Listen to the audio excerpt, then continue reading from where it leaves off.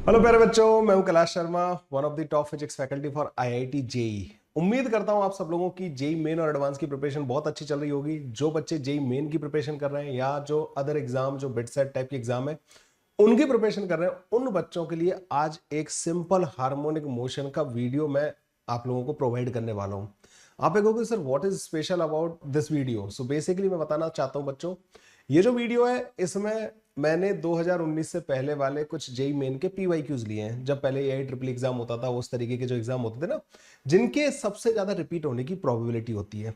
इस वीडियो में बच्चों 10 क्वेश्चंस के थ्रू पूरे सिंपल हार्मोनिक मोशन में सबसे ज्यादा ऐसे कॉन्सेप्ट जिनकी सबसे ज्यादा प्रोबेबिलिटी है पूछे जाने की, उन सारे कॉन्सेप्ट को बच्चों मैं इस वीडियो में कवर कर दूंगा।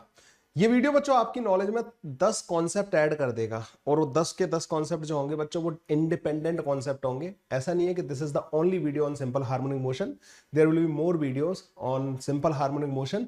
लेकिन बच्चों ये वीडियो आपके 10 कॉन्सेप्ट आपको बहुत अच्छे से रिवाइज करवा देगा, क्योंकि क्वेश्चंस के थ्रू कॉन्सेप्ट का रिवीजन करना सबसे बेस्ट रहता है जब भी आप जेई मेन की प्रिपरेशन करो या जेई एडवांस की प्रिपरेशन करो। तो one of the best questions बच्चों, बहुत मेहनत करके मैंने इसमें क्वेश्चंस को सेलेक्ट किया है, और ये सारे के सारे क्वेश्चन डेफिनेटली मुझे ऐसा लगता है these are the most probable question, या वो क्वेश्चंस है जो आप लोगों से पूछे जा सकते हैं एग्जाम में। और मैं चाहूंगा कि मेरे द्वारा मेरे से पढ़ने वाला बच्चा सिंपल हार्मोनिक मोशन में तो डेफिनेटली मेरे पढ़ाए हुए कॉन्सेप्ट में से ही क्वेश्चन पाए। ऐसी कोशिश के साथ बच्चों हम आगे बढ़ते हैं। चलिए भाई, आज के 10 क्वेश्चंस क्या है करना स्टार्ट करते हैं। क्वेश्चन नंबर 1 बच्चों जो हमारा है यहाँ पे, उस क्वेश्चन को मैंने बच्चों थोड़ा सा इक्वेशन से रिलेटेड लिया है। इक्वेशन और साथ ही साथ एनर्जी। तो आप लोगों ने देखा होगा जब सिंपल हार्मोनिक मोशन स्टार्ट होता है, तो सिंपल हार्मोनिक मोशन में सबसे पहले हम पढ़ते हैं what is simple harmonic motion, है ना, टाइप ऑफ मोशन वगैरह के बारे में बात करते हैं। फिर हम सबसे पहले सिंपल हार्मोनिक मोशन की इक्वेशन के बारे में बात करते हैं। तो बच्चों उसी में बेस्ड ये क्वेश्चन है, और इसमें उसका अगला जो कॉन्सेप्ट होता है वो होता है एनर्जी वाला पार्ट। तो एनर्जी को भी कवर कर लिया है। तो यहाँ पे आपके दो कॉन्सेप्ट रिवाइज हो जाएंगे, energy of the simple harmonic motion, और इक्वेशन के बारे में थोड़ी सी बात कर पाएंगे हम लोग ना।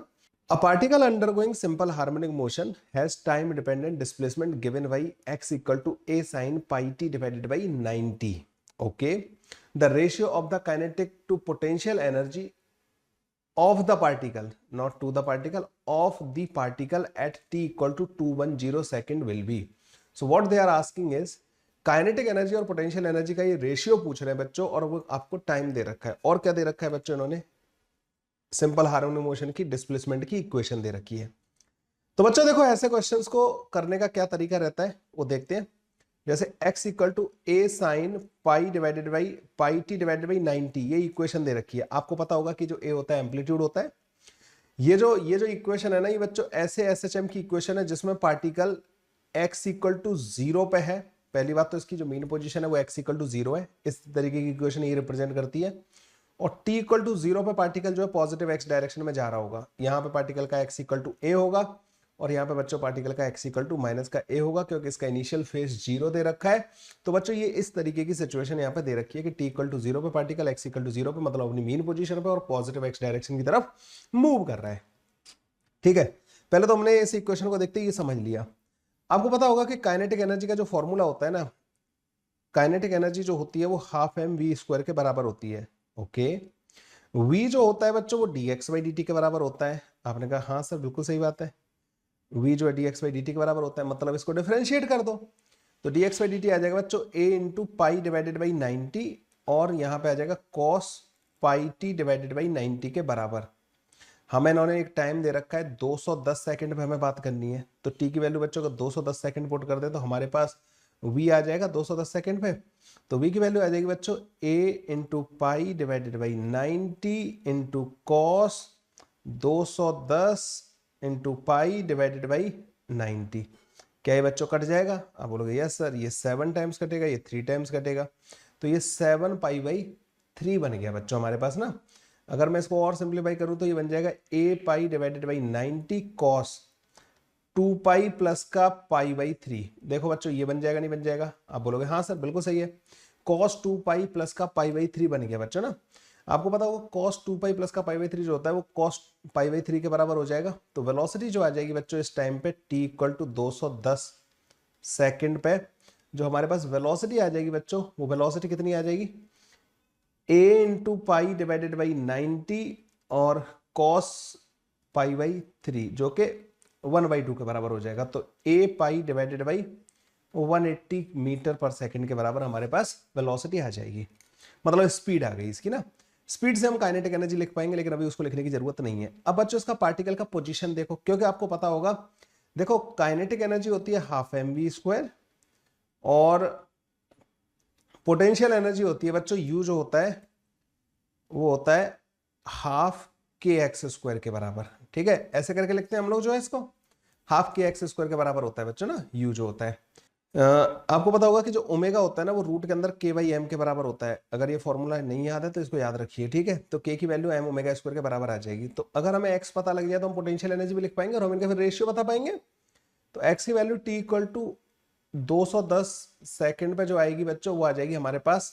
अब x का फंक्शन तो हमें दे रखा है, तो ये बन जाएगा बच्चों a sine pi into 210 divided by 90। Again ये बनेगा बच्चों a साइन 2 पाई प्लस का पाई बाई 3 के बराबर, और ये बन जाएगा बच्चों √3 a/2 के बराबर। जो साइन 2 पाई प्लस का पाई बाई 3 कितना हो जाता है बच्चों, साइन पाई बाई 3 के बराबर। मैं फिर बता देना चाहता हूँ ये एक PYQ है बच्चों, मैं अपनी तरफ से ऐसे डिफिकल्ट क्वेश्चन आप लोगों को जेईई मेन में नहीं कराऊंगा, ठीक है। ये अपने ये PYQ है, मतलब ना प्रीवियस ईयर क्वेश्चन है, मेरी तरफ से ये क्वेश्चन नहीं है, ठीक है। आपको लगे कि सर तो डिफिकल्ट क्वेश्चन कराते नहीं, दिस इज अ PYQ। आप लोगों को इस तरीके के क्वेश्चन भी सॉल्व करने होते हैं। हमारे पास v आ चुका है, हमारे पास k का फॉर्मूला है, ठीक है। k इक्वल टू m ओमेगा² के बराबर होगा। ओमेगा की वैल्यू यहाँ पे क्या होती है बच्चों, ओमेगा की वैल्यू आप लोग यहाँ पे देख पा रहे होंगे। तो जो ओमेगा की वैल्यू है बच्चों वो हमारे पास π/90 के बराबर है। k की वैल्यू अगर देखो तो वो m ओमेगा² के बराबर होती है, हम रख देंगे इस वैल्यू को। खैर k मतलब ये स्प्रिंग कांस्टेंट है ना, कि काइनेटिक एनर्जी वाला नहीं, काइनेटिक एनर्जी वाले को k ही करके लिखते हैं, ठीक है। के जो है फोर्स कांस्टेंट है, फोर्स कांस्टेंट होता है ना। जो एसएचएम की इक्वेशन कुछ ऐसे होती है ना, F इक्वल टू माइनस का kx, इस टाइप की इक्वेशन होती है ना। तो ये k जो है बच्चों ये फोर्स कांस्टेंट वाला k है, ठीक है। ओके, उम्मीद करता हूँ यहाँ तक ये सारी की सारी चीजें समझ में आ गई होंगी, है ना। अब आगे वाले पेज पे चलते हैं बच्चों। यहाँ पे v की वैल्यू लिख लेते हैं लाके। हमें v की वैल्यू क्या मिली है, a पाई डिवाइडेड बाई 180 के बराबर। तो ये आ जाएगी a into pi divided by 180 के बराबर। तो काइनेटिक एनर्जी कितनी आ जाएगी बच्चों, हाफ m इंटू v², मतलब a² पाई का स्क्वायर डिवाइडेड बाई 180 का स्क्वायर। ओके, काइनेटिक एनर्जी हमारे पास इतनी आ गई। x की वैल्यू कितनी आई है बच्चों, पोटेंशियल एनर्जी उस वाले पॉइंट पे √3 a/2 के बराबर, यह है √3 a/2 के बराबर। तो पोटेंशियल एनर्जी कितनी होगी, हाफ k इंटू x² के बराबर। अब हाफ k की जगह पर रख दो m इंटू ओमेगा²। ओमेगा कितना था बच्चों, π/90 का square into 3a² divided by 4। ये x की वैल्यू पुट कर दी हाफ के x² में, ठीक है। ये आ गया बच्चों हमारे पास दोनों का वैल्यू। इन्होंने काइनेटिक टू पोटेंशियल एनर्जी पूछा है बच्चों, तो kinetic energy divided by potential energy जो आएगा बच्चों, इन दोनों को कर देंगे डिवाइड। a² से a² कट जाएगा, π² से π² कट जाएगा, m से m कट जाएगा, हाफ से हाफ कट जाएगा। ये 90 का स्क्वायर ऊपर जाएगा, ओके। और क्या जाएगा ऊपर, 4/3 ऊपर जाएगा, और यहाँ पे आ जाएगा बच्चों 180 का स्क्वायर। अगर आप इसको देखोगे तो ये 1/3 के बराबर आ जाएगा। तो kinetic energy divided by potential energy जो आएगा बच्चों वो 1/3 के बराबर आ जाएगा। इसमें आपके कितने सारे फॉर्मूला रिवाइज हो गए। एक तो इक्वेशन के बारे में बात हो गई है ना, दूसरा काइनेटिक एनर्जी का फॉर्मूला, पोटेंशियल एनर्जी का फॉर्मूला, किसी भी टाइम पे काइनेटिक एनर्जी पता करनी हो, किसी भी टाइम पे पोटेंशियल एनर्जी पता करनी हो, ओमेगा का formula, omega equal to root के अंदर k/m। ये सारे के सारे फॉर्मूले बच्चों एक ही क्वेश्चन के थ्रू हमने रिवाइज कर लिए। मतलब इक्वेशन जो होती है ना एसएचएम की, उससे रिलेटेड जितने फॉर्मूले बन सकते हैं उन सब में हम गोता लगा के आ गए। इस वजह से बच्चों ये क्वेश्चन मुझे बहुत बेहतरीन लगा था। सी ऑप्शन इसका करेक्ट ऑप्शन है, 1/3 इज द करेक्ट आंसर। ऐसे हो जाएगा बच्चों सॉल्व। ओके, आप इसको एक और तरीके से कर सकते थे बच्चों, ये थोड़ा लेंदी मेथड हो गया। आप x की वैल्यू कैलकुलेट कर लेते, ठीक है। x की वैल्यू हमारे पास ये आ गई थी, है ना। दूसरा मेथड भी बता देता हूं बच्चों में, छोटा सा ही मेथड है, ठीक है। तो यहां पे लिख दे रहा हूं बच्चों ना मेथड 2, वो थोड़ा सा रिलेटिवली आसान पड़ता है, ठीक है। तो जैसे हम लोगों ने x की वैल्यू पता कर ली थी, x की वैल्यू कितनी आई थी बच्चों, रूट के अंदर 3a डिवाइडेड बाई 2 के बराबर। तो यहां से बच्चों जो पोटेंशियल एनर्जी होती है ना वो हाफ kx² के बराबर होती है, मतलब 3ka² डिवाइडेड बाई 8 के बराबर हो जाएगी, ठीक है। 3k² बाई 8 के बराबर हो गई। आपको पता होना चाहिए कि जो काइनेटिक एनर्जी होती है ना बच्चों वो हाफ k ए स्क्वायर माइनस का हाफ के एक्स स्क्वायर के बराबर होती है। ठीक है, बस इसको पोटेंशियल एनर्जी को लाके यहाँ पे पुट कर देना था, 3/8 यहाँ पुट करना था, तो ये आ जाएगा बच्चों के ए स्क्वायर डिवाइडेड बाई 8 के बराबर। और यहां से बच्चों रिलेटिवली इजीली सॉल्व हो जाता, kinetic energy divided by potential energy is equal to बच्चों 1/3 के बराबर आ जाता। ये रिलेटिवली इजी पड़ता। ठीक है, पर मेरा काम था बच्चों, मुझे आपको ज्यादा से ज्यादा फॉर्मूलाज रिवाइज कराने थे, इस वजह से मैंने इस लेंथी वाले अप्रोच को अपनाया, जिससे कि मैं आपको इक्वेशन के बारे में थोड़ी सी ज्यादा बातें बता सकूं। Otherwise this is the alternate approach, जो कि आपका क्वेश्चन को खत्म कर देगा इन 4 to 5 लाइन्स ओनली। ठीक है, एक्स की वैल्यू पता करनी है उस टाइम पे, फिर वहां से काइनेटिक एनर्जी का ये वाला फॉर्मूला यूज करना था, kinetic energy equal to half k square minus का हाफ के एक्स स्क्वायर के बराबर आती है। ठीक है, ये वाले फॉर्मूले से आप जो ज्यादा बेहतर तरीके से सॉल्व कर सकते हो। समझ रहे बच्चों, ये सारे के सारे फॉर्मूलाज एनर्जी के और ये इक्वेशन वाले समझ में आ गए आपको। Let's move to the next question. अभी काफी सारा देखो बच्चों, अगर सिंपल हार्मोनिक मोशन के बारे में बात की जाए ना, तो बहुत सारी बात होती है एसएचएम की इक्वेशन एनर्जी वाले पार्ट में। ठीक है, फिर उसके बाद स्प्रिंग ब्लॉक सिस्टम आता है, फिर उसके बाद पेंडुलम वाला पार्ट आता है, फिर डैम्प्ड ऑक्सीलेशन आता है। तो इस ऑर्डर में बच्चों मैंने क्वेश्चंस को कवर किया है कि आपके इन सारे के सारे फॉर्मूलाज का रिवीजन एक ऑर्डर में होता रहे। पहला क्वेश्चन आप लोगों ने देख लिया। सेकंड क्वेश्चन देखते हैं बच्चों। A particle perform simple harmonic motion with amplitude A. एक पार्टिकल ए एम्पलीट्यूड का सिंपल हार्मोनिक मोशन परफॉर्म कर रहा है। Its speed is travelled. ये जो ट्रेवल्ड वर्ड है ना बच्चों, इसका मतलब होता है ट्रिपल करना, मतलब ना 3 गुना कर दी। At the instant when its distance when it is at a distance of 2a/3 from the equilibrium position। तो जब ये पार्टिकल इक्विलिब्रियम पोजीशन से 2a/3 डिस्टेंस पे था ना, उस टाइम पे इसकी स्पीड को कितना कर दिया बच्चों, हमने 3 गुना कर दिया है। ये हो गया मान लो x = 0, ये हो गया बच्चों x = 2a/3 के बराबर। यहाँ पे बच्चों x = a होगा। ठीक है, जब ये पार्टिकल यहाँ पे था ना, तो इसकी पहले कुछ स्पीड रही होगी, मान लो v रही होगी, उसको 3 गुना कर दिया। They are asking the new amplitude. नए एम्पलीट्यूड के बारे में बात कर रहे हैं बच्चों ना ये हमसे। नया एम्पलीट्यूड मतलब अब ये और आगे तक जाएगा ना, अब इसकी स्पीड बढ़ा दी ना, तो आगे जाके कहीं रुकेगा। ओके, कौन सा फॉर्मूला हमें इसमें यूज करना चाहिए? एक फॉर्मूला होता है बच्चों वेलोसिटी स्पीड का रिलेशन होता है बच्चों पोजीशन के साथ, ये वाला फॉर्मूला होता है एक। ठीक है, पहले जो स्पीड है ना v, वो ओमेगा रूट के अंदर a स्क्वायर माइनस का x की वैल्यू आ जाएगी बच्चों 4a² डिवाइडेड बाई 9 के बराबर, क्योंकि यहाँ पे 2a/3 है, इसका स्क्वायर कर दिया मैंने ना। तो अगर इसको देखोगे ना, तो रूट के अंदर 5/3 ओमेगा इंटू a के बराबर आ जाएगा। ये पहले स्पीड थी बच्चों ना इसकी। स्पीड को ट्रिपल करने से पहले 2a/3 पे ये स्पीड थी। आपने जब स्पीड ट्रिपल की, तो बच्चों क्या आपने पार्टिकल के मास को बदला? नहीं। क्या पार्टिकल जो स्प्रिंग जो भी फोर्स था जो एसएचएम करा रहा था, क्या आपने उसको बदला? नहीं। आपने तो कोई सडन इंपल्स वगैरह लगा के आपने उसकी स्पीड को 3 गुना कर दिया, बस दैट्स ऑल। ठीक है, यही किया है ना। तो क्या इसका ओमेगा बदला? नहीं, ओमेगा नहीं बदला। तो अब जो है ना, इन्होंने क्या कर दिया है, इन्होंने स्पीड को इसको 3 गुना कर दिया। जो ये स्पीड आई थी ना √5 डिवाइडेड बाई 3 ओमेगा इंटू ए, इसको इन्होंने मतलब पहले स्पीड ये थी, इसको 3 गुना कर दिया। अब नई स्पीड ये हो गई। ओमेगा की बच्चों अभी भी वैल्यू सेम है, मास और उसको चेंज करते हैं ना, मास या के को चेंज करते हैं ना बच्चों, तब ओमेगा बदलता है। यहाँ पर दोनों ही चेंज नहीं किए। नए एम्पलीट्यूड को मैं a' बोल दे रहा हूँ, a' का स्क्वायर माइनस का पोजीशन अभी भी वही है बच्चों 2a/3 पे, तो 4a² डिवाइडेड बाई 9 ये बन जाएगा हमारे पास इक्वेशन। ओमेगा से बच्चों ओमेगा काट देंगे, 3 से बच्चों 3 कट जाएगा, दोनों साइड का कर देंगे हम स्क्वायर। दोनों साइड का जब स्क्वायर करोगे तो ये बनेगा 5a², ये बनेगा बच्चों a' का स्क्वायर माइनस का 4a² डिवाइडेड बाई 9। जब हम इसको इधर लाएंगे तो 9 और 5 45 और 4 49, 49a² डिवाइडेड बाई 9 बनेगा a' का स्क्वायर। और यहां से बच्चों a' की वैल्यू हमारे पास आ जाएगी 7a डिवाइडेड बाई 9 के 7a डिवाइडेड बाई 3 के बराबर, विच इज 7a/3। मतलब हमारे पास यहाँ पे ऑप्शन ऑलरेडी दे रखा है A option, and this option will be the correct option. कैसा लगा बच्चों ये वाला क्वेश्चन? जो है समझ में आया आप सारे बच्चों को? ठीक है, ये यहाँ पे स्पीड का जो as a function of x जो फॉर्मूला होता है ना बच्चों, उसको यूज किया है। पिछले वाले क्वेश्चन में हम लोगों ने फंक्शन ऑफ टाइम वाला यूज किया था। यहाँ पे बच्चों हमने स्पीड का जो है फंक्शन ऑफ एक्स मतलब फंक्शन ऑफ पोजीशन जो फॉर्मूला आता है बच्चों, हमने उसको यूज किया है। और इस तरीके से बच्चों ये वाले क्वेश्चन सॉल्व हो जाएंगे।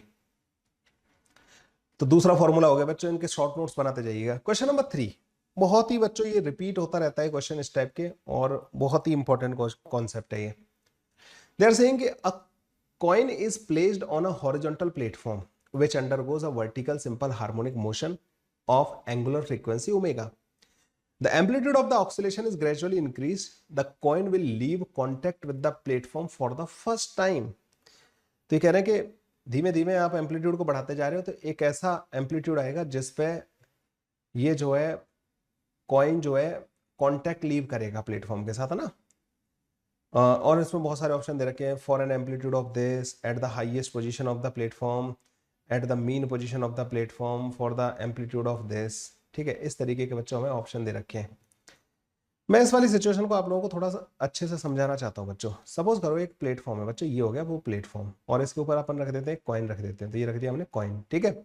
ये मान के चलते बच्चों इसकी मीन पोजीशन है, ठीक है, जहां पे ये स्टार्टिंग कर रहा है ना बच्चों, ये इसकी मीन पोजीशन है। क्या है? मीन पोजीशन, या इसी को क्या बोलते हैं बच्चों? इक्विलिब्रियम पोजीशन बोलते हैं, ठीक है। ये भी जेई मेन का पीवाईक्यू है बच्चों, मेरी तरफ से नहीं बनाया है क्वेश्चन ना, जैसे जेई मेन पीवाईक्यू। तुम्हें पता है कि इक्विलिब्रियम पोजीशन पे एक्सेलरेशन क्या होता है बच्चों? 0 के बराबर होता है, नहीं होता है? इक्विलिब्रियम पोजीशन पे एक्सेलरेशन क्या होता है? एक्सेलरेशन यहाँ पे 0 के बराबर होता है। आप कहोगे हाँ सर। तो बच्चों एक बात बताओ, यहाँ पे कॉइन और प्लेटफॉर्म के बीच में जो नॉर्मल लग रहा होगा, क्या वो mg के बराबर होगा या नहीं होगा? कॉइन का मास अगर m के बराबर है तो जैसे यस, क्योंकि एक्सेलरेशन ही नहीं है तो नॉर्मल mg के बराबर होगा। It will be moving, let's say कि ऊपर की तरफ जा रहा है। थोड़ी देर बाद बच्चों क्या होगा कि थोड़ी देर बाद ये ऊपर निकल जाएगा, है ना। चलो पहले तो ऊपर से नीचे वाला केस कंसिडर करते हैं। मान लो किसी टाइम पे ये नीचे है, मीन पोजीशन के नीचे है, ठीक है ना, पूरा अरेंजमेंट नीचे है। तो आप लोगों को ये तो पता ही है कि अगर ये पूरा अरेंजमेंट मीन पोजीशन के नीचे है तो इसका एक्सेलरेशन किधर की तरफ होगा? मीन पोजीशन की तरफ। हाँ भाई, एक्सेलरेशन इधर की तरफ होगा अगर ये नीचे है, ठीक है। अगर ये पार्टी नीचे है तो ये होगा बच्चों, और एक्सेलरेशन जो है ओमेगा स्क्वायर इनटू एक्स के बराबर होगा मैग्नीट्यूड में, टुवर्ड्स द मीन पोजीशन होता है हमेशा। तो अब इन दोनों के बीच में जो नॉर्मल लग रहा होगा बच्चों, इस कॉइन का mg नीचे की तरफ लग रहा होगा। क्या आप लोग ये देख पा रहे हैं? जब ये नीचे होगा तो n माइनस का जो mg होगा वो m इंटू ए के बराबर होगा, और a की value omega square into x के बराबर होगी। ये वाली बात समझ में आई? यहाँ पे तुम एक चीज समझ पा रहे होगे कि यहाँ पे जो नॉर्मल होगा ना वो बढ़ जाएगा, वो mg प्लस का m ओमेगा स्क्वायर एक्स के बराबर होगा। तो क्या कभी भी ये नीचे कांटेक्ट लूज कर सकता है मीन पोजीशन से नीचे? नहीं, मीन पोजीशन से नीचे ये बच्चों कांटेक्ट लूज नहीं कर सकता, ठीक है। मीन पोजीशन से नीचे होने पर तो इसका एक्सेलरेशन ऊपर आना है तो नॉर्मल को ज्यादा ही होना पड़ेगा। तो प्लेटफॉर्म जो कॉइन के ऊपर नॉर्मल लगा रहा है ना, प्लेटफॉर्म कॉइन के ऊपर जो नॉर्मल लगा रहा है, कॉइन का वेट है mg, तो एक तो नॉर्मल उसके वेट को बैलेंस कर रहा होगा, साथ ही साथ उसको ऊपर की तरफ एक्सेलरेशन भी दे रहा होगा, तो नॉर्मल बढ़ेगा बच्चों। तो नॉर्मल की वैल्यू यहाँ पर नीचे ज्यादा होगी। अच्छा, लोअर वाली एक्सट्रीम पोजीशन आएगी ना, वहां पे एक्सेलरेशन सबसे ज्यादा होता है, तो नॉर्मल सबसे ज्यादा कहां रिक्वायर्ड होगा? लोअर वाली मीन पोजीशन पे, ठीक है। नीचे वाली जगह पे बच्चों सबसे ज्यादा नॉर्मल रिक्वायर्ड होगा। अब बच्चों जब जब ये मीन पोजीशन से ऊपर जाएगा ना, मैं ऐसा नहीं कह रहा कि एक्सट्रीम पोजीशन पे ही जाएगा, ठीक है। मीन पोजीशन से जब ये ऊपर जाएगा तो मीन पोजीशन से ऊपर जब ये होगा ना बच्चों, तो तुम्हें पता है कि इसका एक्सेलरेशन किधर की तरफ होता है? Towards the mean position. अब एक्सेलरेशन इधर की तरफ होगा, तो अब जो प्लेटफॉर्म इसके ऊपर जो नॉर्मल लगा रहा होगा ना बच्चों, नीचे की तरफ mg लग रहा होगा। अब यहाँ पे जो नॉर्मल की इक्वेशन लिखी जाएगी ना बच्चों, वो ऐसी लिखी जाएगी, mg माइनस का normal is equal to m into omega square x, ठीक है। मान लो ये x ऊपर गया, ठीक है, जब ये x ऊपर जाएगा तो अब जो नॉर्मल आएगा ना बच्चों, अब जो नॉर्मल आएगा वो mg माइनस का ओमेगा स्क्वायर इंटू एक्स के बराबर होगा, ठीक है। ऊपर वाले पॉइंट्स पे जो नॉर्मल होगा बच्चों वो ये होगा, g माइनस का ओमेगा स्क्वायर इंटू एक्स के बराबर होगा नॉर्मल। तो तुम देख रहे हो बच्चों, जैसे जैसे x बढ़ता जाएगा नॉर्मल घटता जाएगा, और हाईएस्ट पोजीशन पे at the extreme position normal की वैल्यू सबसे पहले 0 होगी, है ना। नॉर्मल की वैल्यू सबसे पहले 0 होगी। एम्पलीट्यूड की वैल्यू कितनी होगी फिर वहां पे? मतलब जब नॉर्मल 0 हो जाएगा तो कहां पे 0 होगा? एट द हाईएस्ट पॉइंट, सबसे पहले वहीं पे होगा, है ना। ओके, नॉर्मल 0 कर रहे हैं हम लोग ना, तो ये amplitude of the oscillation is gradually increase, the coin will leave contact with the platform for the first time at the highest position. So बच्चों जब नॉर्मल की वैल्यू 0 होगी ना, उस टाइम पे ये जो है कांटेक्ट लूज करेगा। कांटेक्ट लूज करने के लिए कंडीशन ही होती है कि दोनों के बीच में लगने वाला कांटेक्ट फोर्स 0 हो जाए, which is the normal reaction 0 हो जानी चाहिए, ठीक है। अब हमें पता है कि जब ये पार्टिकल अपनी मीन पोजीशन से ऊपर होगा तो इसका एक्सेलरेशन नीचे की तरफ है, नीचे की तरफ एक्सेलरेशन से हमने हम पता किया कि नॉर्मल जो है mg माइनस का ओमेगा स्क्वायर एक्स आया। अच्छा, जितना ये मीन पोजीशन से दूर चलता जाएगा नॉर्मल उतना ही घटता जाएगा, उतना ही घटता जाएगा, उतना ही घटता जाएगा। सबसे कम नॉर्मल कहां पे आएगा? एट द एक्सट्रीम पोजीशन, ठीक है ना। सबसे कम नॉर्मल अपनी एक्सट्रीम पोजीशन, ऊपर वाली एक्सट्रीम पोजीशन पे आएगा, ठीक है।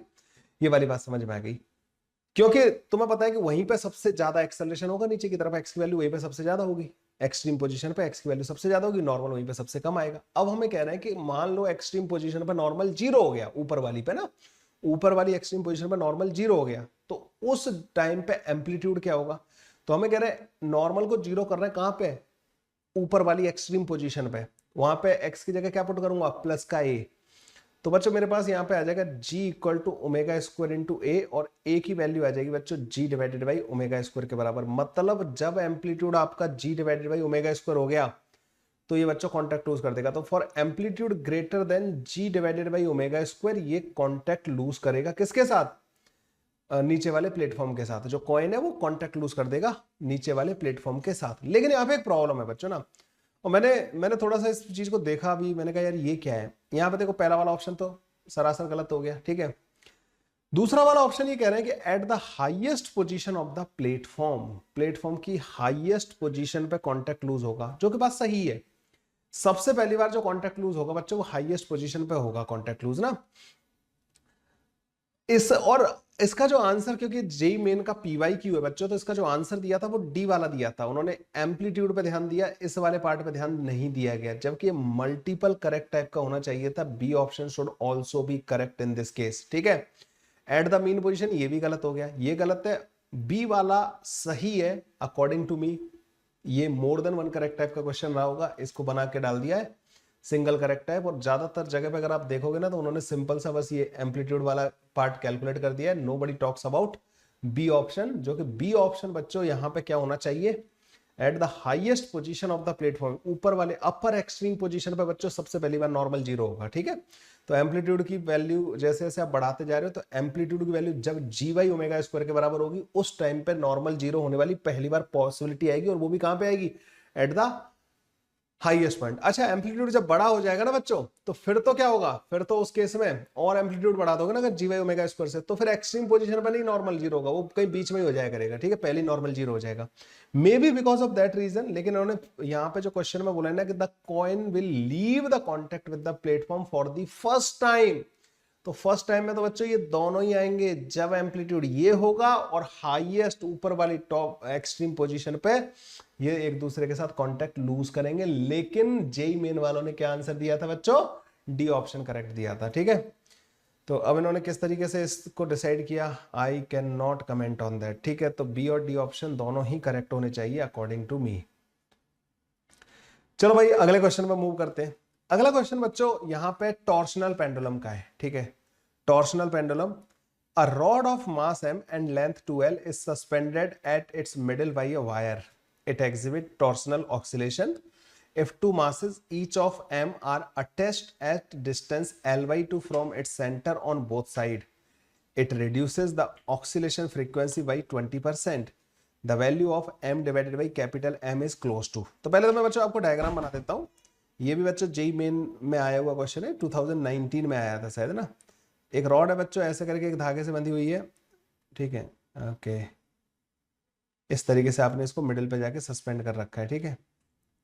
इसके सेंटर पे आपने इसको सस्पेंड इस तरीके से किया हुआ है।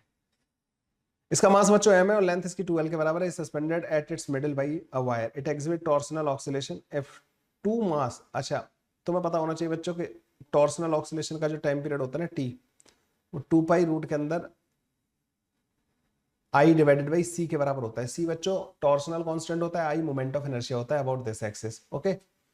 फ्रीक्वेंसी जो होती है बच्चों, इसकी फ्रीक्वेंसी जो आएगी वो आ जाएगी हमारे पास 1/2 पाई रूट के अंदर c divided by I, torsional constant of the wire, ठीक है। ये थी बच्चों पहले फ्रीक्वेंसी।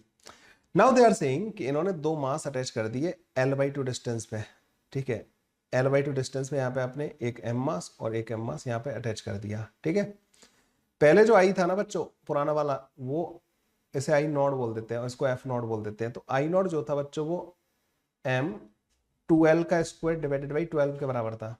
जब सेंटर पे अगर सेंटर से पास होने वाली, मिड पॉइंट से पास होने वाली एक्सिस का मोमेंट ऑफ इनर्शिया यही आता है, तो ये ml स्क्वायर डिवाइडेड बाई 3 के बराबर था बच्चों, ठीक है। ओके, जब आपने ये अटैच कर दिया तो बच्चों उसका मोमेंट ऑफ इनर्शिया बदल जाएगा।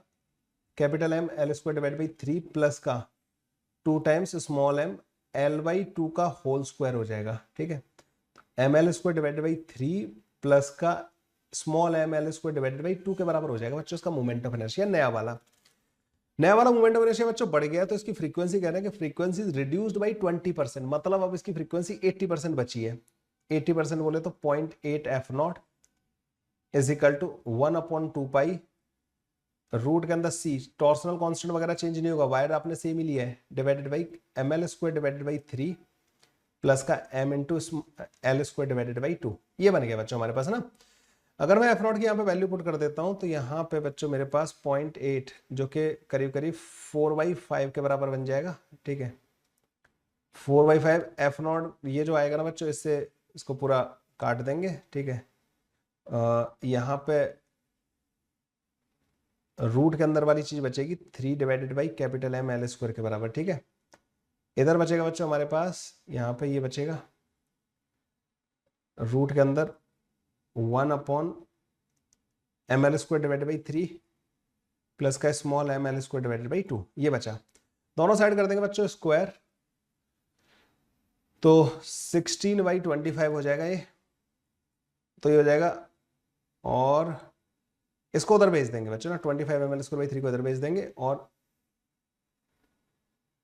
16 capital M l² divided by 3 plus का 16 small m l² divided by 2, और ये हो जाएगा बच्चों 25 ml² डिवाइडेड बाई 3। ऐसा कुछ बन जाएगा बच्चों ना हमारे पास। इसको जब मैं इधर ले जाऊंगा, इसको जब मैं इधर ले जाऊंगा तो यहाँ बचेगा 9 ml² बाई 3, तो 3 ml² के बराबर बन जाएगा, और ये 8 ml² हो गया। तो 8 small m l² is equal to 3 capital M l²। तो यहाँ पे बच्चों इन्होंने हमसे पूछा था small m divide by capital M की वैल्यू, तो small m divide by capital M जो बनेगा बच्चों वो 3/8 के बराबर बनेगा, which is very close to 8 × 24 60 8 × 7 56, और ये 0.375 मैंने बताया बच्चों, ये 2019 का 0.375 B option will be the correct option. तो ये 2019 में आया हुआ क्वेश्चन है। ठीक है, तो बच्चों ये टॉर्सनल पेंडुलम का बहुत बेहतरीन क्वेश्चन था, इस चक्कर में मैंने इस वाले को अपने कलेक्शन में रखा है। Let's move to the next question बच्चों। ये वाला एक और क्वेश्चन है बच्चों जो कि आपको इक्वेशन के बारे में काफी कुछ सीखने को मिलेगा, जिसमें ना कई बार हमें इक्वेशन ऑफ एसएचएम आती होती है, और ये बहुत बेहतरीन क्वेश्चन बच्चों AIEEE में आया था पहले ना, AIEEE में जब AIEEE एग्जाम होता था ना तब आया था ये क्वेश्चन ना। A particle moves with simple harmonic motion in a straight line. ठीक है, in first tau second after starting from rest it travel a distance a and in the next tau second it travel a distance 2a in the same direction. Then इसका time period पूछा है, amplitude पूछा है। ठीक है, दो चीजें पूछी थी। इसमें सबसे बड़ी गलती होता है बच्चे क्या करते हैं कि इस क्वेश्चन की इक्वेशन ही नहीं समझ में आती उनको ना। सबसे पहली बात तो बच्चों जैसे मान लीजिए ये x = 0 है, और ये हो गया बच्चों x = a, और ये हो गया बच्चों यहाँ पे x = -a। ठीक है, ओके। पार्टिकल रेस्ट से स्टार्ट कर रहा है, मतलब वो अपनी एक्सट्रीम पोजीशन पे t = 0 पे। जब भी पार्टिकल अपनी एक्सट्रीम पोजीशन पे होता है t = 0 पे, पॉजिटिव वाली एक्सट्रीम पोजीशन पे होता है, तो उसकी x की इक्वेशन लिखी जाती है a cos ωt टाइप से। ये होती है बच्चों इसकी इक्वेशन ऑफ मोशन, क्योंकि पार्टिकल का इनिशियल फेज ऑलरेडी π/2 के बराबर है। अगर आपको ये नहीं आता है तो मुझे जहां भी मतलब अगर आप मेरे साथ लाइव इंटरेक्ट करते हो तो मुझसे पूछ लेना कि ये इक्वेशन कहां से आई, क्योंकि ये इक्वेशन बनाने का ही पार्ट है। मतलब अगर आप इक्वेशन बनाना जानते हो तो आपको ये समझ में आ जाएगा कि x = a पे अगर पार्टिकल t = 0 पे तो उसकी इक्वेशन ये क्यों बनेगी। इसका मतलब x क्या होता है यहाँ पे। मान लो किसी टाइम पे पार्टिकल यहाँ आ गया, जब पार्टिकल a डिस्टेंस चल के आ रहा है ना, उन्होंने बोला ना कि टाउ सेकंड में a डिस्टेंस चला उसने, तो बच्चों x कोऑर्डिनेट पता है क्या होगा इसका, x ये होगा, इसका जो x होगा ना बच्चों कैपिटल A माइनस का स्मॉल a के बराबर होगा, ना कि a के बराबर। कई बार बच्चे क्या करते हैं इसमें t की जगह टाउ पुट कर देते हैं, x की जगह पे a पुट कर देते हैं, यहीं पे गलत हो जाएगा। तो बच्चे इसमें इसको सॉल्व करने के टाइम पे हमें क्या पुट करना पड़ेगा कि जब टाउ सेकंड होगा तो x कोऑर्डिनेट कितना हो गया उसका, कैपिटल A माइनस का स्मॉल a के बराबर, and this is equal to a cos omega into tau.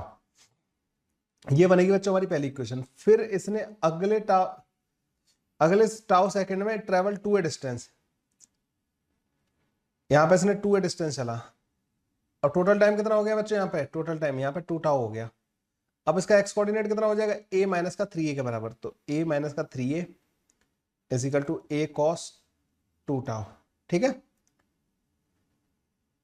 अच्छा एक काम करना, ओमेगा भी है ना यहाँ पे, ओमेगा भी आएगा एक ना, ओके। अब इन्होंने हमसे टाइम पीरियड पूछा है तो टाइम पीरियड के लिए या तो मेरे को ओमेगा पता करना पड़ेगा, टाइम पीरियड होता है 2π/ω, है ना, और एम्पलीट्यूड ए है, तो हमें ए पता करना है या ये पता करना है, ये हमें देखना पड़ेगा। How do we solve this kind of question बच्चों? एक काम करते हैं, इसको मैं रख देता हूं ऐसे, ए इसको रख देता हूं बच्चों 2 cos² ω टाउ माइनस का 1, ऐसे ऐसे पुट कर सकता हूं मैं इसको, ठीक है, और ये बन जाएगा कैपिटल ए माइनस का 3a के बराबर। आप बोलोगे यस सर बिल्कुल सही है। यहां से cos ω टाउ की वैल्यू यहां पे लाके रख दें, यहाँ पे सॉल्व करता हूँ, ठीक है, यहाँ पे तो a माइनस का 3a is equal to capital A, तो यहाँ पे है ही 2 इंटू यहाँ से बच्चों, यहाँ से cos ω टाउ की वैल्यू, ये क्वेश्चन क्यों लिया है समझ में आ गया तुम्हें? मैं ये चाहता हूं कि जिस टाइम पे अगर तुम्हारा पेपर सबसे डिफिकल्ट आ जाए तो you must be able to solve that paper, ठीक है। मेरी कोशिश ये रहती है अपने बच्चों को सिखाने के टाइम पे, मेरा पढ़ाया हुआ बच्चा 100% ऐसे ही थोड़ी आते हैं, तो अगर मेरा पढ़ाए हुए बच्चे 100% लेके आते हैं तो वो इस लेवल के क्वेश्चन सॉल्व करके जाते हैं, और तुम सॉल्व कर रहे हो, तुम सीख रहे हो, ठीक है। और मैंने तुम्हें बता दिया बच्चों कि सबसे ज्यादा बेहतरीन तरीके से तुम तब सीखते हो जब तुम PYQs लगाते हो, तुम्हें कोई PYQs को करना सिखाता है, और ये PYQs है जिनको मैं तुम्हें करना सिखा रहा हूं, ठीक है बच्चों। यहाँ पे एलसीएम ले लेना, यहाँ पे आ जाएगा माइनस का a², एक a से a कट जाएगा, एक उधर भेज देंगे बच्चों, तो यहाँ पे a², मैं देखता हूँ ये हाइड तो नहीं हो रहा मेरे से, नहीं हो रहा, तो एक a इधर जाएगा, एक बनेगा 3a into capital A is equal to, ये a कट चुका है बच्चों, यहाँ पे बनेगा 2a² प्लस का 2 स्मॉल a का स्क्वायर माइनस का, यहाँ पे आएगा 4a इंटू कैपिटल ए माइनस का a², ये बन जाएगा इस तरीके से। देखो बच्चों ये और ये जाएगा कट, ठीक है, ये इधर आ जाएगा बच्चों, यहाँ पे हमारे पास इधर आएगा तो ये बन जाएगा a इंटू कैपिटल ए, और ये बन जाएगा 2a का स्क्वायर के बराबर, ठीक है, a इंटू कैपिटल ए, ये इधर आके ऐड हो गया ना, इधर ये प्लस का आ जाएगा ना इधर की तरफ, ठीक है, ओके, और यहाँ से a के उड़ा देंगे तो कैपिटल ए की वैल्यू बच्चों हमारे पास, कैपिटल ए की वैल्यू हमारे पास 2a के बराबर आ जाएगी, तो कैपिटल ए की वैल्यू हमारे पास 2a के बराबर आ रही है, जबकि कह रहे हैं एम्पलीट्यूड ऑफ मोशन 4a और 3 होगा। इसका आंसर क्या है? सी ऑप्शन, मतलब बी और डी गलत है, ठीक है, सी ऑप्शन करेक्ट है। तो हमारे पास ए की वैल्यू आ गई। अब इस ए की वैल्यू को बच्चों यहाँ पे पुट कर दो, यहाँ पे पुट कर दो, ठीक है, 2a, तो अगले पेज पे करते हैं इसको, तो 2a माइनस का a equal to cos omega into tau, ये बन जाएगा बच्चों, एक मिनट, यहाँ पे भी तो a है तो यहाँ पे भी 2a आ जाएगा ना, 2a into cos omega into tau, तो यहाँ पे कॉस ओमेगा इंटू टाउ की वैल्यू ना बच्चों 1/2 के बराबर आ रही होगी, ओमेगा इंटू टाउ जो है बच्चों π/3 के बराबर आ जाएगा। तो टाइम पीरियड क्या होता है बच्चों? 2π/ω के बराबर। यहाँ से ओमेगा की वैल्यू कितनी आ रही है? π/3 टाउ के बराबर, ये आ रही होगी, यहाँ पर रख दो बच्चों 2π डिवाइडेड बाई π/3 टाउ, तो टाइम पीरियड आ जाएगा बच्चों 6 टाउ के बराबर, and this will be the answer. लो जी, 6 टाउ के बराबर बच्चों इसका टाइम पीरियड होगा। ये भी एक बहुत बेहतरीन क्वेश्चन था। देखो, जो बच्चा टाइम स्पेंड कर रहा है ना इन क्वेश्चंस पे, जो मेरे साथ लगा हुआ है, जो इनको कर रहा है, इन क्वेश्चंस में एनर्जी टाइम दोनों चीजें इन्वेस्ट कर रहा है, वो डेफिनेटली सीखेगा। जो बिल्कुल इनको स्किप कर देगा तो मुझे लगता है कि क्वेश्चन अपने आप कभी भी सीख पाओगे आप इस तरीके के क्वेश्चंस। इसमें ये जरूर है बच्चों, ये x equal to a cos omega t कहाँ से आया, ये बच्चों थ्योरी का पार्ट है, वहां पर सिखाया जाता है। थोड़ा सा मैंने इस वाले रिजल्ट को डायरेक्ट यूज किया, लेकिन you also think about it कि सर ने इक्वेशन डायरेक्ट ऐसे कैसे यूज कर ली। और इसके लिए हिंट बस मैं आपको दे सकता हूँ कि मैंने यहाँ पे जैसे ये x की हम इक्वेशन क्या लेते हैं, a sin omega t plus का फाई, यही लेते हैं ना इक्वेशन। बस इसमें t की वैल्यू 0 पुट कर दो, x की वैल्यू a पुट कर दो, आपके पास फाई की वैल्यू आ जाएगी। जब t की वैल्यू पुट करोगे, x की a पुट करोगे, तो ये एक साइन फाई बनेगा, फाई की वैल्यू बच्चों π/2 आ जाएगी। और अब आपको पता लग जाएगा x equal to a sine omega t plus का π/2। आपको पता होगा कि साइन थीटा प्लस का π/2 कॉस थीटा के बराबर होता है, इसलिए x equal to a cos omega t equation आ गई है। अगर किसी बच्चे को परेशानी आ रही थी, लो परेशानी भी मैंने दूर कर दी, ठीक है। मैंने ये वाली इक्वेशन क्यों ली है ये समझ में आ गया, क्योंकि पार्टिकल इनिशियली रेस्ट से स्टार्ट कर रहा है। मैं इतनी ज्यादा एक्सप्लेनेशन क्यों दे रहा हूं? क्योंकि मैं क्वेश्चंस के थ्रू तुम्हारे कॉन्सेप्ट बिल्ड कर रहा हूं, इसलिए कह रहा हूं बच्चों पूरा देखना है इन सबको ना, ये सारे लेक्चर देखने हैं आपको। आप जिस भी मीडियम से देख रहे हो, जैसे भी देख रहे हो बच्चों, इनको पूरा देखना है। मैं बता रहा हूं तुम्हारी फिजिक्स सुधर जाएगी, इतने अच्छे क्वेश्चंस करने के बाद let's move to the next question बच्चों, वन मोर क्वेश्चन। ये क्वेश्चन बच्चों आप लोगों ने कॉन्सेप्ट पढ़ा होगा, uniform SHM as the projection of the uniform circular motion, ये उस वाले कॉन्सेप्ट का है, ठीक है। So two particle are executing simple harmonic motion of the same amplitude A and the frequency omega along the X axis. दो particle है, SHM कर रहे हैं बच्चों, एम्पलीट्यूड उनका सेम है, ए के बराबर, omega along the X axis. There mean position is separated by a distance x not बच्चों ए से बड़ा है, मतलब दोनों की मीन पोजीशन बच्चों, दोनों की जो मीन पोजीशन है ना वो सेपरेट हो रखी है और एक्स नॉट ए से बड़ा है। If the maximum separation between them is X not plus का A, the phase difference between their motion is. सबसे पहली बात तो देखो बच्चों, मैं तुम्हें यहाँ पे एक कॉन्सेप्ट सिखाना चाहता हूँ, this is a JEE main PYQ बच्चों, आप इसमें मतलब स्किप नहीं कर सकते। देखो भाई, ये एक कॉन्सेप्ट पहले समझो पहले ना कि मैक्सिमम सेपरेशन दो पार्टिकल के बीच में कब आता है, जब उनकी वेलोसिटी ऑफ अप्रोच और वेलोसिटी ऑफ सेपरेशन जीरो होती है, ठीक है। ऐसा कब होता है, जब पार्टिकल, ये ध्यान रखना, जब पार्टिकल, दोनों पार्टिकल मीन पोजीशन से सेम डिस्टेंस पे होते हैं, जब दोनों पार्टिकल मीन पोजीशन से सेम डिस्टेंस पे होते हैं ऑन दी अपोजिट साइड, एक इधर की तरफ है और दूसरा वाला बच्चों सेम डिस्टेंस इधर की तरफ है, ठीक है। जब दो पार्टिकल मीन पोजीशन से सेम डिस्टेंस पे होते हैं, ये भी एक्स डिस्टेंस पे, ये भी एक्स डिस्टेंस पे, और दोनों सेम डायरेक्शन में मूव कर रहे होते हैं, तो बच्चों इन दोनों की वेलोसिटी सेम होती है। इस टाइम पे वेलोसिटी ऑफ अप्रोच और सेपरेशन जीरो आती है, ठीक है। इस टाइम पे वेलोसिटी ऑफ अप्रोच और सेपरेशन जीरो आती है और इसी टाइम पे इन दोनों के बीच का डिस्टेंस मैक्सिमम होता है। इनके बीच का जो डिस्टेंस होता है ना बच्चों, वो मैक्सिमम होता है, ठीक है। मैक्सिमम डिस्टेंस यही आता है, सोचो इसके बारे में, क्योंकि बच्चों जरा सा पार्टिकल आगे जाएगा ना राइट वाला, तो उसकी स्पीड घट जाएगी, और ये लेफ्ट वाला आगे आएगा तो इसकी बढ़ जाएगी। तो अब इनके बीच में अप्रोच होने लगेगी, मतलब ना एक दूसरे के बीच का डिस्टेंस घटने लगेगा। अच्छा, लेफ्ट वाले पार्टिकल को थोड़ा पीछे कर दो तो इसकी स्पीड कम होगी इससे, और राइट वाले को थोड़ा पीछे कर दो, इसकी स्पीड ज्यादा होगी, तो मतलब इनके बीच का सेपरेशन बढ़ रहा होगा उस टाइम पे। जो मीन पोजीशन के जितना नजदीक होता है उतनी स्पीड ज्यादा होती है, जो जितना दूर होगा उतनी कम होगी। तो जो मीन पोजीशन के पास है, मान लो ना, यही तो दो पॉसिबिलिटी हो सकती है कि दोनों पार्टिकल में से एक मीन पोजीशन के ज्यादा पास हो, एक दूर हो। तो पास वाला तेज चल रहा होगा, दूर वाला स्लो चल रहा होगा, तो या तो डिस्टेंस बढ़ रही होगी, अगर दोनों एक दूसरे की तरफ आ रहे हैं तो घट रही होगी। अच्छा, दोनों एक दूसरे की तरफ आ रहे होंगे तब तो मैक्सिमम डिस्टेंस बोल ही नहीं सकते ना यार, वो घट रही है, ठीक है, फिर वो बढ़ेगी, दोनों एक दूसरे को क्रॉस करके जाएंगे, बढ़ेगी, तो वहां तो मैक्सिमम का कोई मतलब नहीं बनता। मैक्सिमम डिस्टेंस कहाँ आती है बच्चों, ये कॉन्सेप्ट आप में से बहुत सारे बच्चे पहली बार पढ़ रहे होंगे और इसके बारे में सोचना है आपको, सर ने ऐसा ही क्यों बोला, यही है मतलब ना, जब दोनों पार्टिकल मीन पोजीशन से, दो पार्टिकल जब मीन पोजीशन से इक्वल डिस्टेंस पे होते हैं तो उनके बीच का डिस्टेंस बच्चों मैक्सिमम होता है।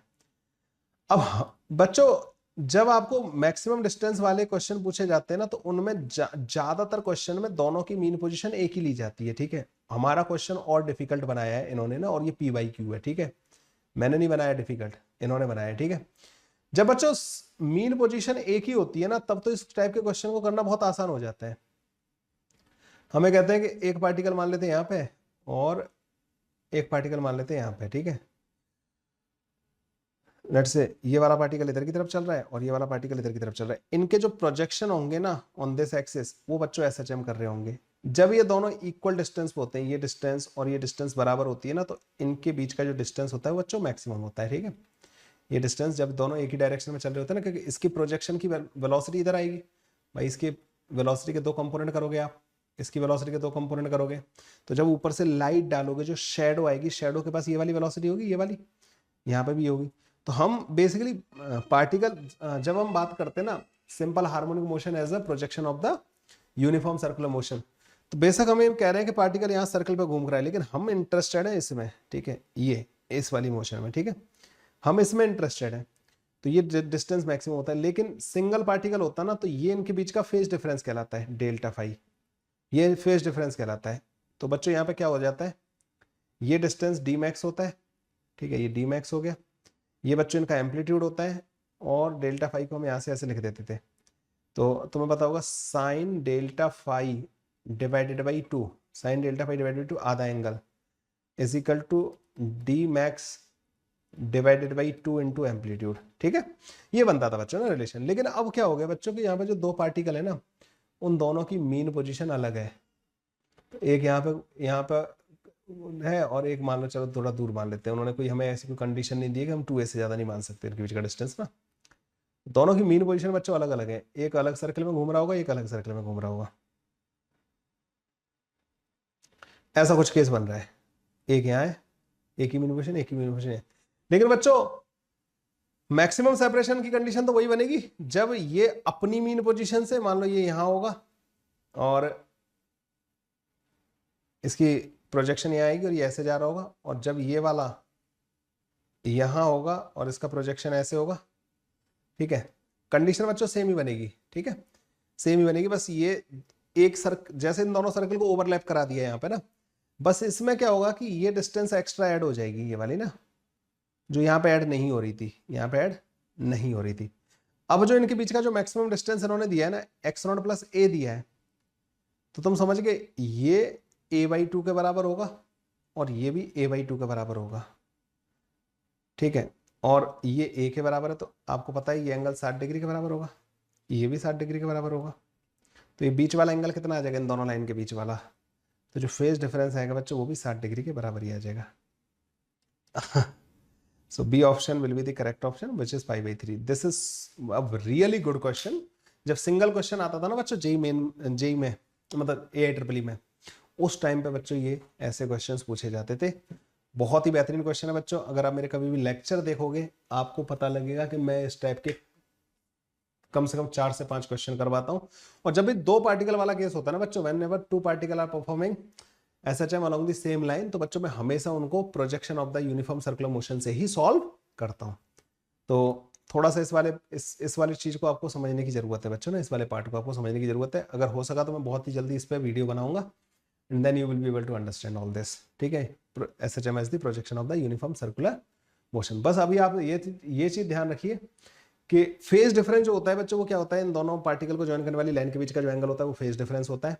पार्टिकल्स के बीच में मतलब मैक्सिमम सेपरेशन कब आएगा, जब दोनों मीन पोजीशन से सेम डिस्टेंस पे हो, अपोजिट साइड पे हो और सेम डायरेक्शन में मूव कर रहे हो, तब बच्चों इनके बीच का मैक्सिमम सेपरेशन आता है। Let's move to the next question बच्चों, सिंपल हार्मोनिक मोशन का एक और बढ़िया PYQ बच्चों यहां पे मैं आपको करवाने वाला हूं। A particle of mass m executes simple harmonic motion with amplitude a and the frequency v. The average kinetic energy during its motion from the mean position from the position of equilibrium to the end. So they are asking कि भाई एक particle है SHM कर रहा है और उसकी kinetic energy का एवरेज बताना है, कहां से कहां तक, मीन पोजीशन से लेके एक्सट्रीम पोजीशन तक जब पार्टिकल जाएगा ना, यहां से लेके यहां तक उसकी काइनेटिक एनर्जी का एवरेज बताना है आपको, ठीक है।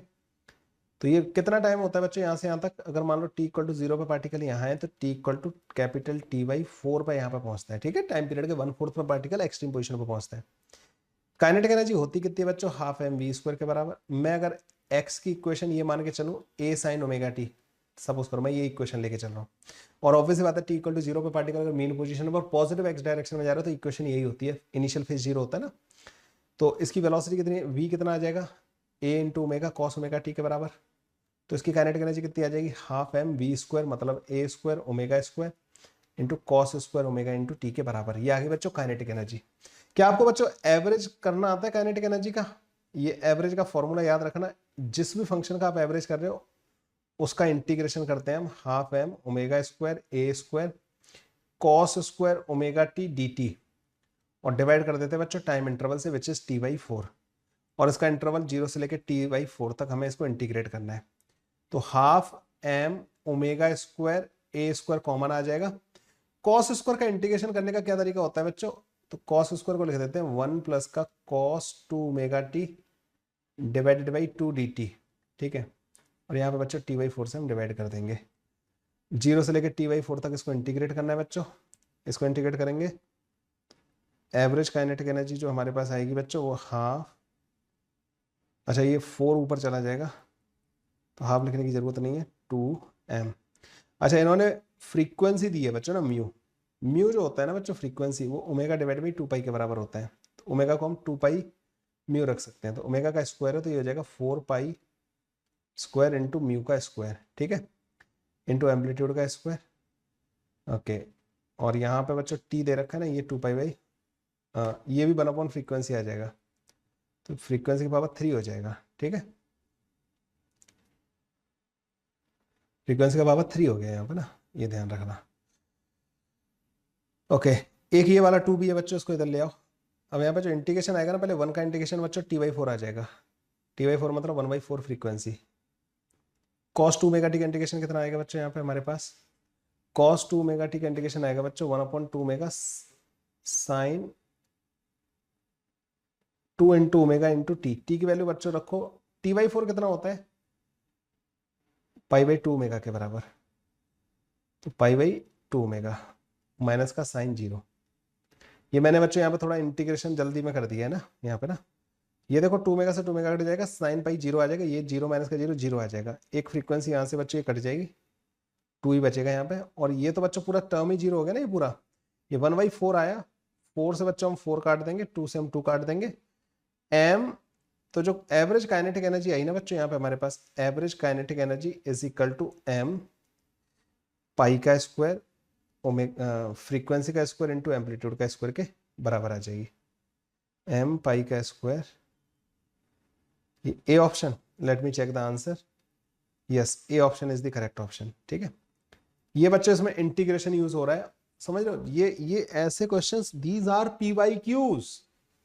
बट आजकल का जो पेपर का पैटर्न है बच्चों, that is relatively easy, but you should be ready कि इस लेवल तक वो जा सकते हैं, कोई रोक नहीं सकता उनको ना, इस लेवल तक वो टच कर सकते हैं।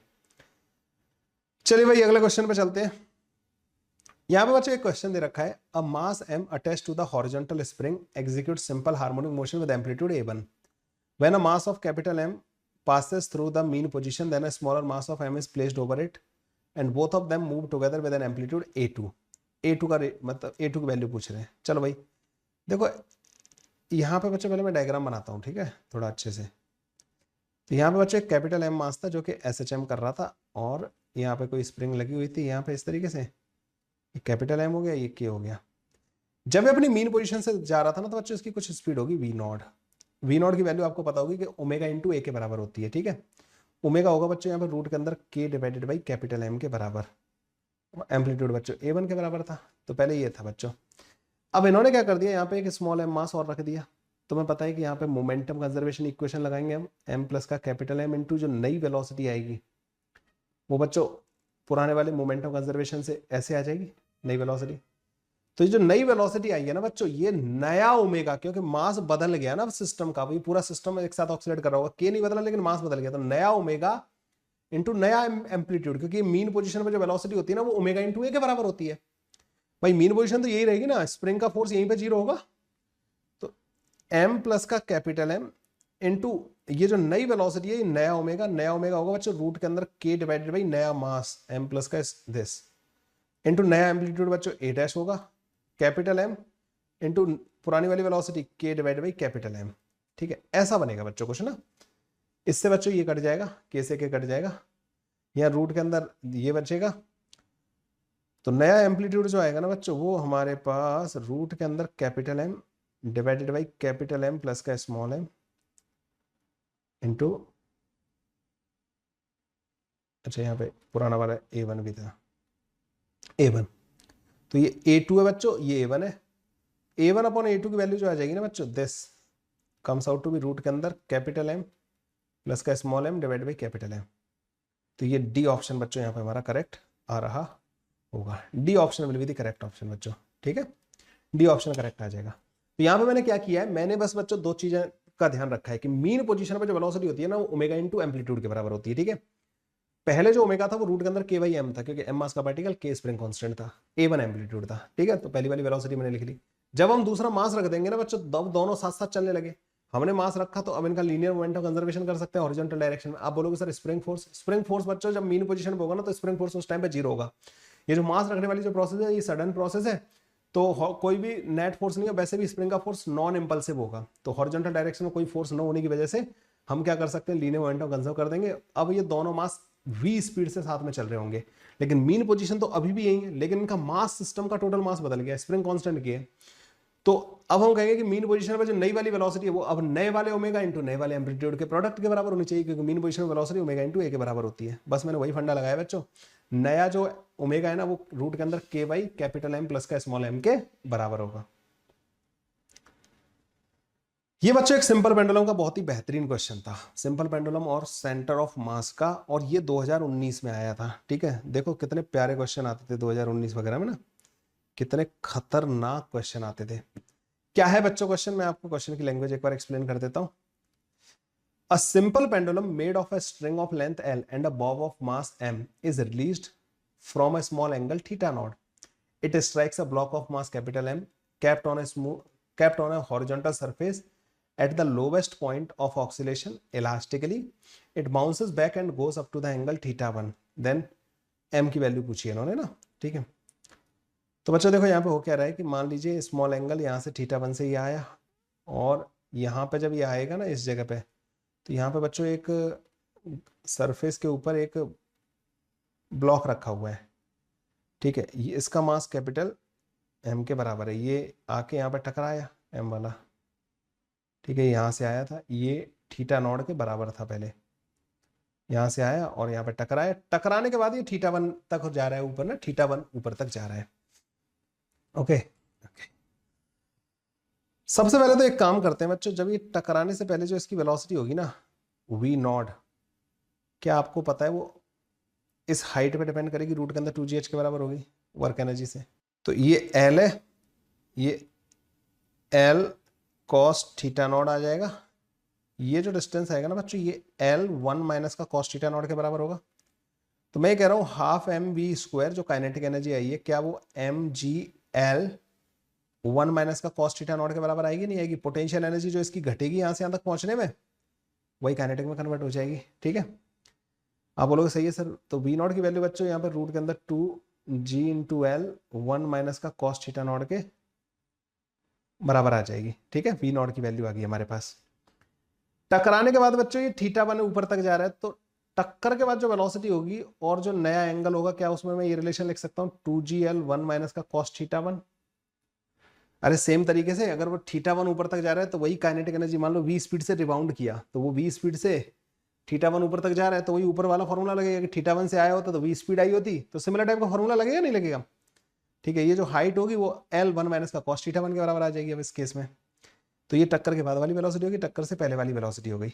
इलास्टिक कोलिजन हो रहा है बच्चों, इलास्टिक कोलिजन में आपको पता होगा इस ब्लॉक के पास मान लो वी डैश वेलोसिटी आ जा रही है, तो velocity of separation velocity of approach के बराबर होना चाहिए, तो वी डैश प्लस का वी, क्योंकि ये पीछे की तरफ जा रहा होगा, टक्कर के बाद पीछे की तरफ जा रहा है, तो separation velocity v dash plus का वी हो जाएगी, और ये वी नॉट के बराबर होना चाहिए, वेलोसिटी ऑफ अप्रोच के बराबर होना चाहिए, क्योंकि ई की वैल्यू 1 के बराबर है। ठीक है, दूसरा बच्चों momentum conservation, M into we naught, ये मोमेंटम था इसके पास, ये बराबर होना चाहिए बच्चों capital M into v dash minus का स्मॉल एम इंटू वी के बराबर। ठीक है, क्योंकि उल्टा पीछे की तरफ जा रहा है इसलिए नेगेटिव मोमेंटम हो जाएगा इसका ना।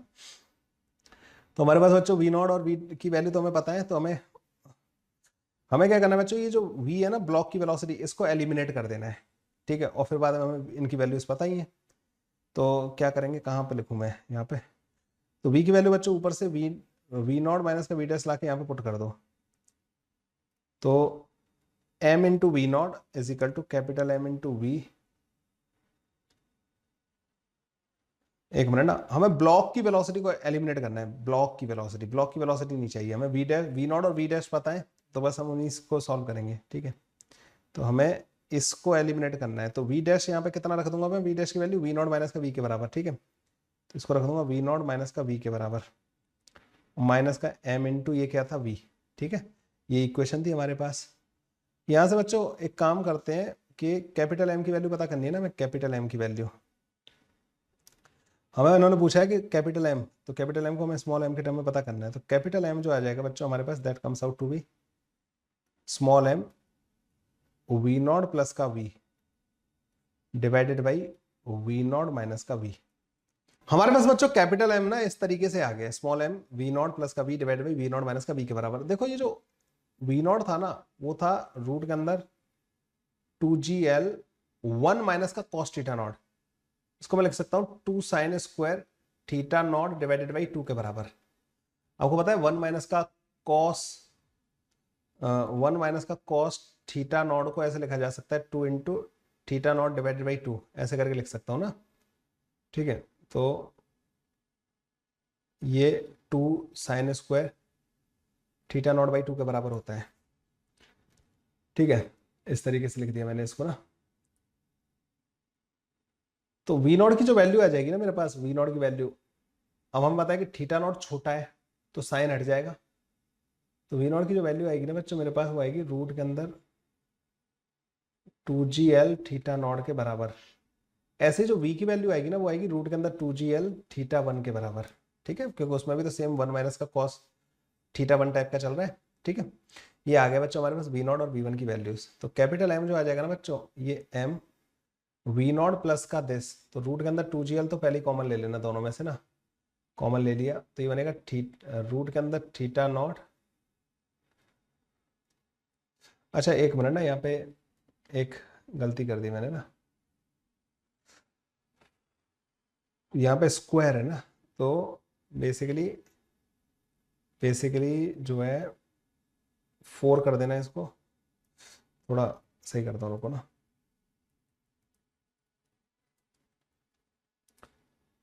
पहले तो ये समझ में आया बच्चों, ये मैंने कहाँ से लिखा ये वाला, ये कैसे लिखा,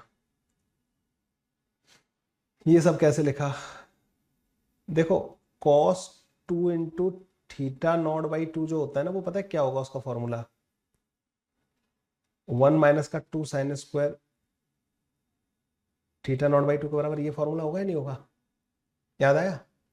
तो बस मैंने इसको इसको इधर ले गया हूँ, इसको इधर ले आया हूँ, बस वो कर दिया है। तो वी नॉट की जो वैल्यू आएगी ना बच्चों, वो आएगी हमारे पास, इस 2 को इसके साथ एडजस्ट कर दो और साइन थीटा नॉट बाई 2 को बाहर निकाल लो और रूट के अंदर 4gl आ जाएगा, which is approximately equal to theta naught by 2 into root के अंदर 4gl। सिमिलरली बच्चों जो v की वैल्यू आएगी ना, वो थीटा 1 डिवाइडेड बाई 2 रूट के अंदर 4gl के बराबर आ जाएगी। अब इन वैल्यूज को पुट करेंगे हम लोग ना यहाँ पे m, तो यहाँ पे बच्चों रूट के अंदर 4gl को कॉमन ले लेना पहले ही, ये बनेगा बच्चों theta not divided by 2 plus का थीटा 1 डिवाइडेड बाई 2। यहाँ पर नीचे भी रूट के अंदर 4gl कॉमन ले लेना, theta not divided by 2 minus का थीटा 1 डिवाइडेड बाई 2।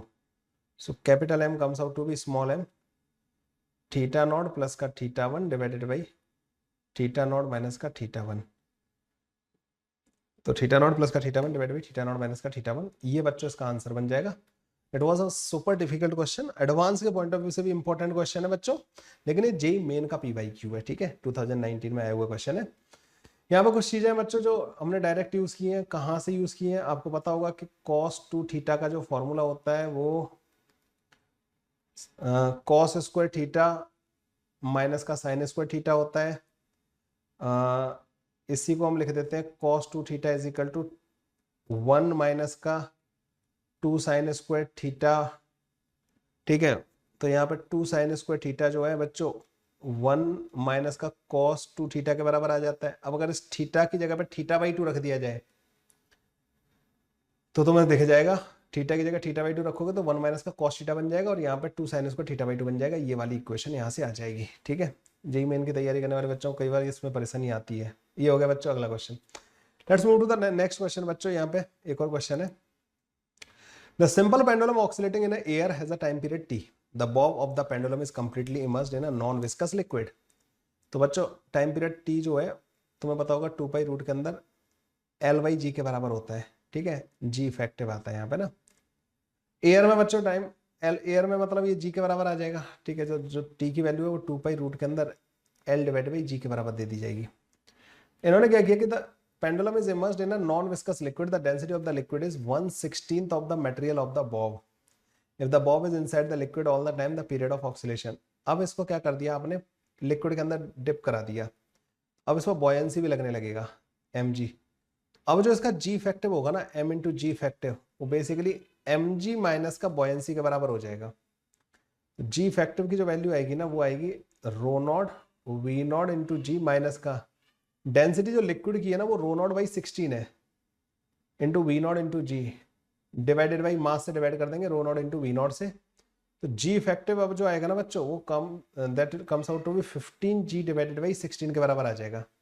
तो जो नया वाला टाइम पीरियड होगा ना टी डैश, वो 2 पाई रूट के अंदर L divided by 15g divided by 16 के बराबर आ जाएगा। 16 को तो कॉमन ले लेंगे बच्चों, 4 बाहर आ जाएगा, यहां से 4 को बाहर निकाल लेंगे तो t equal to 4t divided by root के अंदर 15, ये आंसर आ जाएगा। ठीक है, आगे वाला तो इजी था, इजीली सॉल्व हो भी जाना चाहिए। D option is the correct option. तो ये बच्चों फ्लूइड मैकेनिक्स और सिंपल हार्मोनिक मोशन का एक बहुत ही बेहतरीन एप्लीकेशन था। बच्चों ये जो क्वेश्चंस हैं, ये सारे के सारे क्वेश्चन धीमे धीमे, देखो मैंने फिर बता रहा हूँ, एक ही चीज बोल रहा हूँ बच्चों, तुम सोचो कि मतलब लाइक अच्छे मार्क्स लाने का कोई शॉर्टकट है, तो मुझे नहीं लगता वो तुम्हारे लिए है ना। शॉर्टकट से नहीं जाना, हमें अच्छे क्वेश्चंस और अच्छे कॉन्सेप्ट सीख के आगे बढ़ना है। इनमें बच्चों मैंने ज्यादातर कॉन्सेप्ट्स को आपको रिवाइज कराने की कोशिश की है इस वाले सेशन के थ्रू। उम्मीद करता हूँ ये सेशंस आपके लिए काफ़ी हेल्पफुल होंगे। अब मुझे नहीं पता आप किस प्लेटफॉर्म पे देख रहे हो, क्योंकि इसे मैं मल्टीपल प्लेटफॉर्म पे अपलोड करने वाला हूँ, लेकिन इन सेशंस के बाद क्वेश्चन एंड आंसर सेशन भी होंगे जो आप लोग अटेंड कर सकते हैं। सिंपल हार्मोनिक मोशन की 10 क्वेश्चन है। बेस्ट क्वेश्चन ऐसे नहीं बोला था, आपके जेईई मेन एडवांस दोनों के लिए इंपॉर्टेंट थे। अगले जो 10 बेस्ट क्वेश्चंस होंगे ना बच्चों, वो इनसे डिफरेंट कॉन्सेप्ट पे होंगे, और वो बच्चों एक और वीडियो होगा जिसमें सिंपल हार्मोनिक मोशन आपको सीखना चाहिए। थ्योरी के लिए बच्चों आप लोग मेरे कोर्सेज वगैरह देख सकते हैं। तो प्रैक्टिस के लिए और अच्छे क्वेश्चंस लगाने के लिए आपको इन वीडियोस को पूरा फॉलो करना है। मिलते हैं बच्चों नेक्स्ट वीडियो में। Thank you, bye bye, take care.